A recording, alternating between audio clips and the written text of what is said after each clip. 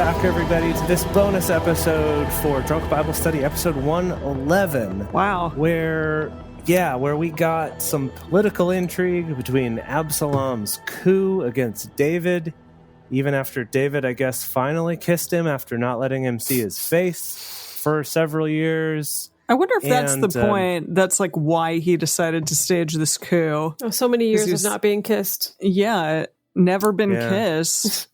Well, that's the lesson here, is if you don't kiss your sons, they will turn against you. Yeah, I guess kiss so. your sons. Kiss your dad. Square on the lips. Do it. Exactly.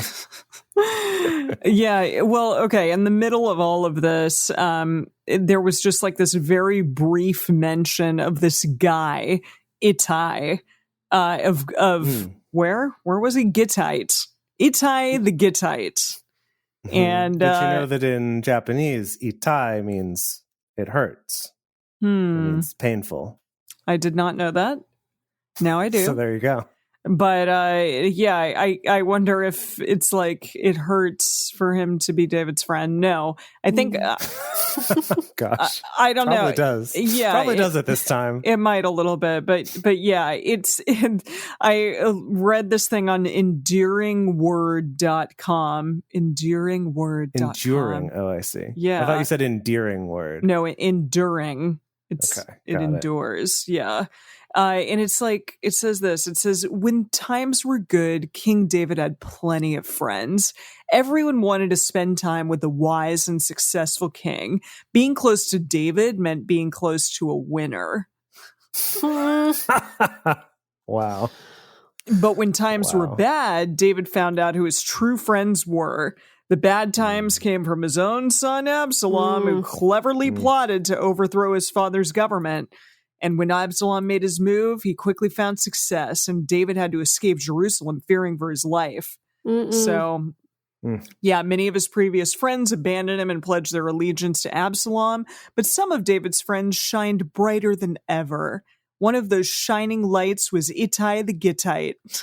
And it has this like really fun picture of David, I guess, or like maybe it's Ittai, and they're like kind of embracing each other and like being all friendly. It's a little painted photo, but yeah. So David watched his faithful supporters walk out of Jerusalem, and Ittai the Gittite caught his eye. David couldn't understand why this newly arrived foreigner should risk such loyalty to David. It sounds like you're reading like fan fiction right now. It's in the enduring word, so take it up with them. I don't know. Perhaps yes. The idea of fan fiction is an interesting thought, because a lot of tellings of Bible stories are embellished or there's details added. Like a lot of the rabbinic literature is all sort of like rabbis over time adding things to the story, adding nuance, adding depth that wasn't there in the original scriptures. Is it all a big fandom? It might be. Is it all fan fiction? Yes. Clearly. It definitely probably is. It gives me a different perspective on it. Who knows if this guy even existed? It may just be like, oh, there are true friends out there. We're going to make this random guy who's, in a little blip in this whole story, and we're going to talk about him here. I don't know. Could be someone just Mary suing himself into the story. Yeah, totally. Maybe that's the writer. He's like, oh, I'm putting myself in the story. Yeah, so. Wow, okay. Anyways, yeah, he caught Ittai the Gittite. Caught David's eye, and David couldn't understand why this newly arrived foreigner should risk such loyalty to David. He told Ittai to go back and make his future with the new king Absalom, yet Ittai refused, and his short speech to David revealed a lot about his character. And he's just, we know what happened. Basically, he's like, I'm loyal to you, not to that other king. And it says, we learn a lot from Ittai's demonstration of loyalty, and it shows us how we should demonstrate our loyalty to Jesus Christ, the son of David. The son of David? Yeah, he's in his genealogy. We've talked about this a little bit before. Okay. So Ittai... not the son, but, the great grandson. So great. Ittai showed his loyalty when David was down. Therefore, when the cause of Jesus seems weak or faltering in any way, all the more loyalty is required of us. Okay, there's the message. There's the message. Cool. Okay. Yeah, so that's the message. Basically, we got to be loyal, and that's why this guy's in here. So, because he showed loyalty to David, like we need to show loyalty to Jesus. The end. Okay, cool. Thanks, Emily. Thanks for clearing that up for us. And that's what Endearing Word says in its fan fiction way. Wow. But yeah, now I know, and now I won't forget him. What'd you get, Jace? Well, okay. I ended up spending some time trying to figure out how long Absalom's hair would have to be to weigh 200 shekels. Oh. So let me talk you through the process here. So, okay, the weight of the shekel varied a lot over time. Anywhere from around modern day 7 grams to 17. So pretty big range, right? Like more than double the smallest range. So I'm going to say, let's be generous and let's assume that this was a time when the shekel was the smallest it's been, right? So it was only 7 grams. So if we do that math there and we go 7 grams times 200, we get 1,400 grams, right? Okay. And 1,400 grams is how many pounds? That's 1.4 kilograms. That's 1.4 kilograms. That's almost 3 pounds. That's just over 3 pounds, actually. Oh, okay. Yeah, it's 3.086, blah, blah, blah, blah, blah, pounds. Okay, so then the next question is, how much does hair weigh, right? And not it varies, pounds.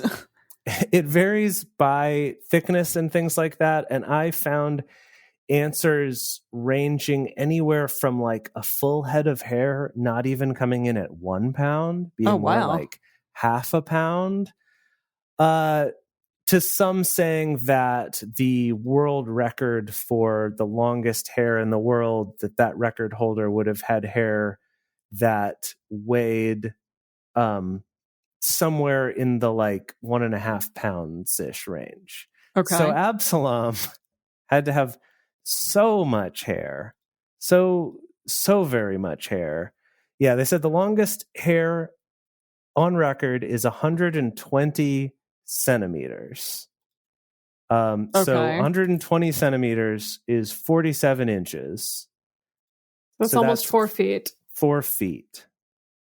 Right? So think like from your head, down to mid calf, I guess, probably for you, right? Mm-hmm.